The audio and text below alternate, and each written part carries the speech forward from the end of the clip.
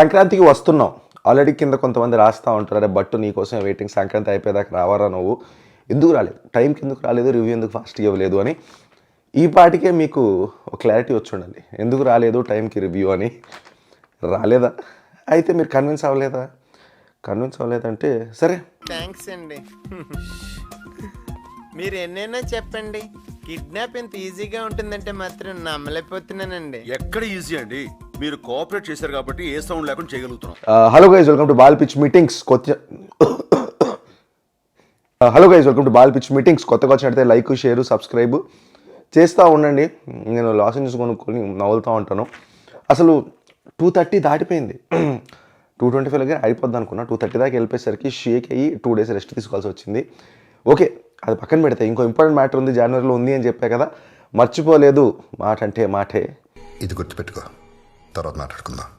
ఇంకొక 2 వీక్స్లో కాదు, less than 2 weeks పతా చలేగా క్యా హోగా అని తెలిసినప్పుడు ఫస్ట్ మీకే చెప్తాను. ఐఎమ్ ఎక్సైటెడ్, చాలా రోజుల నుంచి వెయిట్ చేస్తున్నాను ఈ మ్యాటర్ మీతో షేర్ చేసుకుందామని, కానీ చేసుకోలేని పరిస్థితులు, ఇట్స్ బ్యాడ్ టైమ్స్ అంతే. ఓకే, సరే ఈ మ్యాటర్తో పక్కన పెట్టేస్తే సంక్రాంతికి వస్తున్నాం. సినిమా ఎలా ఉంది అజ్జప్రా ఫస్ట్ అంటే, నా దృష్టిలో అయితే స్ట్రిక్ట్లీ యావరేజ్ అండి. అది కూడా కొంచెం కష్టంగానే ఇవ్వాల్సి వస్తుంది. ఎందుకు అంటే ద మూవీ హ్యాస్ మంచి హై మూమెంట్స్ ఉన్నాయి, చాలా కామెడీ ఎలిమెంట్స్ ఉన్నాయి. ఎక్స్పెక్ట్ చేయలేదు, ట్రైలర్ చూసి చాలా తక్కువ ఎక్స్పెక్టేషన్స్. స్పెషల్లీ ఆ ప్రమోషన్స్, క్రింజ్ అంటే డెఫినేషన్ ఆ ప్రమోషన్స్ అండి, నాట్ ది మూవీ పక్కన పెట్టండి. ప్రమోషన్స్ మాత్రం if you asking what cringe is, అది సరే ఇట్స్ సబ్జెక్టివ్. నా వీడియోస్ కూడా చాలామంది క్రింజ్ అనిపించవచ్చు, బట్ అది పక్కన పెడితే అది చూసి నాకు చాలా లో ఎక్స్పెక్టేషన్స్ ఉన్నాయి. సో అది పెట్టుకొని సినిమాకి వెళ్ళి I was pleasantly surprised. I wanted to like the film. చాలా చోట్ల లాజిక్లు వద్దు, చెప్పింది నమ్మే, మేక్ బిలీవ్, నమ్మే అని కూర్చున్నా. బట్ ఈవెన్ దెన్ ఇంకా ఆఫ్టర్ పాయింట్ పోతా ఉండింది. స్పెషల్ ఇంకా క్లైమాక్స్లో లాగుతూ ఉన్నారు. విల్ డిస్కస్ హైస్ ఏంటి, లోస్ ఏంటి, విల్ డిస్కస్. హైస్ ఏంటంటే ఫస్ట్ ఐశ్వర్య రాజేష్ గారు అండి, మామూలు కాదు అసలు. యాక్టింగ్ చింపేశారు అసలు.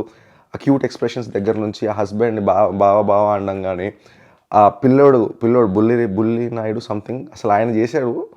అది కొంచెం కాంట్రవర్షియల్ క్యారెక్టర్ అని నాకు నచ్చింది. సో అది అగైన్ చెప్తున్నాను కదా, విల్ బీ పోలర్ ఆపోజిట్స్ ఉంటాయి. ఐదర్ క్రేజీ ఫన్నీ ఉంది, లేదా పిల్లోడితో అలా చేపిస్తారు అది ఇది అంటారు. నేను I'm on the comedy side.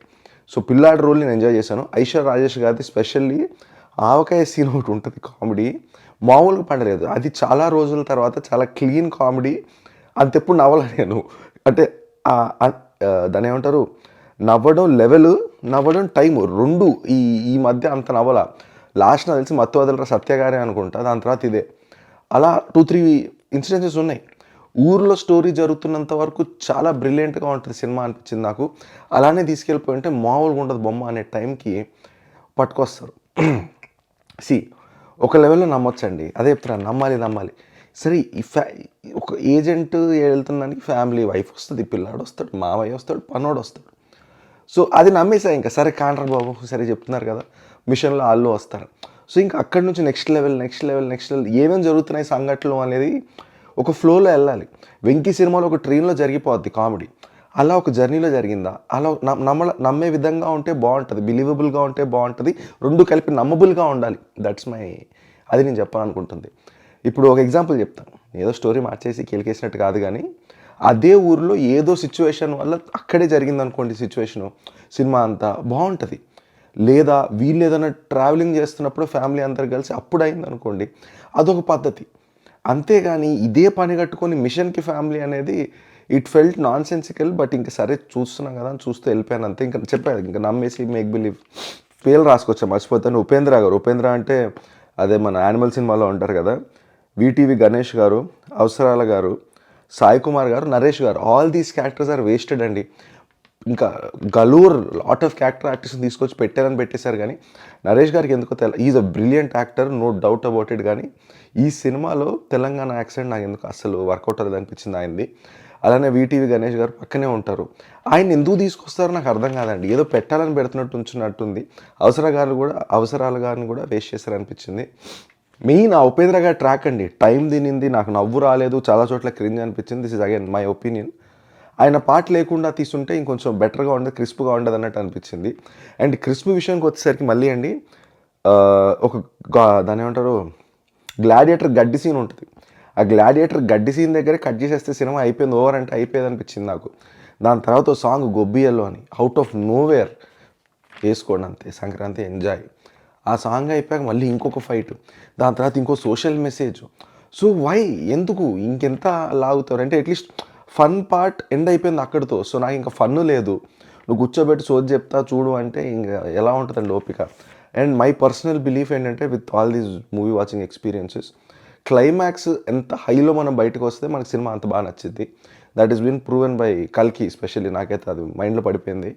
So ఇలాంటి సినిమా సినిమా మధ్యలో చాలా చాలా గోల్డ్ మైన్ కామెడీ పెట్టుకొని క్లైమాక్స్కి వచ్చేసరికి గజిబిజి ఫైట్ సీన్లు పెట్టేస్తాం, షూటింగ్ ఏదో జరిగిపోద్ది, ఫైట్ సీన్ ఏదో ఉంటుంది, ఏదో మంచి చెప్పేద్దాం అంటే ఏమో it didn't work out for me. And specially ఆ మంచి చెప్పే సీన్ ఏదైతే ఉంటుందో సినిమాలో ఇంటిగ్రేట్ అయి ఉండాలి, సినిమాకి సంబంధించింది అయి ఉండాలి. సినిమాలో ఎక్కడో చిన్న బిట్టు పెట్టి లాస్ట్లో గురుదేవ భవ గురు అది అంటే అది ఒక సోర్ తంబులాగా బయట స్టాండింగ్ అవుట్ తీసుకొచ్చి ఇరికిచ్చారు కదా, ఇరికిచ్చినట్టు తెలుస్తుంది. So I don't understand the point. So sorry but నాకైతే అది ఆ పార్ట్ నచ్చలా. Though it's a nice thing to say but it's దాని ప్లేస్ కాదు అది. అదర్ దాన్ దట్ ఇంకా సినిమా చెప్తున్నా కదండి, you can definitely give it a watch. Already చాలామంది వెళ్తున్నారు. సర్ప్రైజింగ్లీ వీక్ డే నేను 6-6:30 షోలు చూస్తే రెండింటికి ఆల్మోస్ట్ ఫుల్. అసలు నేను ఎక్కడో మూలకి ఎత్తుక్కోవాల్సి వచ్చింది seat. At the same time థియేటర్లో కూడా సర్ప్రైజ్డ్, చాలా ముసలి వాళ్ళు, చాలా ఏజ్డ్, అన్ని ఏజ్ గ్రూప్స్ ఉన్నాయండి, పిల్లలతో సహా ఫ్యామిలీస్ వచ్చినాయి. మీరు నమ్మరు, ఒక ముసలాయన అయితే పాపం నడవలేకపోతుంటే మిగతా ఫ్యామిలీ మెంబర్స్ ఇలా క్రచ్ సపోర్ట్తో వచ్చి మరీ చూశారు. సో అలా ఫ్యామిలీ అందరూ వచ్చి కలిసి చూస్తున్నారు. I was pleasantly surprised. Okay, ఇలాంటి ఆడియన్స్ కూడా ఉంది, వీళ్ళకి కూడా మూవీస్ కావాలి. ఈ మధ్య I have seen this love stories అని, లేకపోతే ఫ్యాక్షన్ యాక్షన్ అవే ఎక్కువ వస్తున్నాయి. కానీ ఒక ఫ్యామిలీ ఎంటర్టైనర్ ఒకప్పుడు వచ్చాయి కదా, సంక్రాంతి అనే ఒక సంక్రాంతి సినిమా వచ్చేది, అలా వెంకటేష్ గారి సినిమాలు చాలా సినిమాలు వచ్చేవి, ఇప్పుడు తగ్గిపోయినాయి. ఐ హోప్ ఈ మూవీకి వచ్చిన బజ్ ఇదంతా చూసి they make more movies, good movies.